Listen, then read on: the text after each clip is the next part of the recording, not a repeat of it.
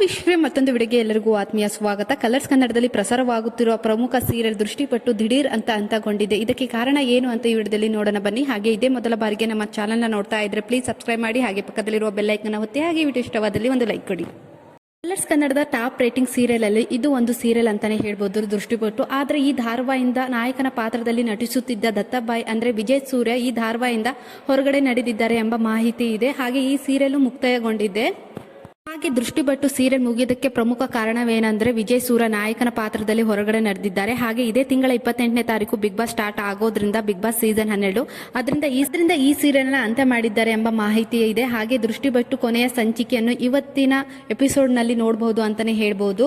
ಹಾಗೆ ದೃಷ್ಟಿಪಟ್ಟು ಸೀರಿಯಲ್ ದಿಢೀರ್ ಅಂತ ಅಂತ್ಯಗೊಂಡಿದೆ. ಇದರ ಬಗ್ಗೆ ನಿಮ್ಮ ಅನಿಸಿಕೆ ಏನಂತ ಕಮೆಂಟ್ ಮಾಡಿ. ಹಾಗೆ ಯಾರಿಗೆಲ್ಲ ಫೇವ್ರೆಟ್ ಸೀರಿಯಲ್ ಆಗಿತ್ತು ಅಂತ ಕಮೆಂಟ್ ಮಾಡಿ ತಿಳಿಸಿ. ಹಾಗೆ ಇತ್ತೀಚೆಗಷ್ಟೇ ಪ್ರಸಾರವಾಗುತ್ತಿದ್ದ ಕಲರ್ಸ್ ಕನ್ನಡದಲ್ಲಿ ಪ್ರೇಮ ಕಾವ್ಯ ಧಾರಾವಾಹಿಯಲ್ಲಿ ಹೊಸ ಬದಲಾವಣೆ ಆಗಿದೆ ಅಂತಾನೆ ಹೇಳ್ಬೋದು.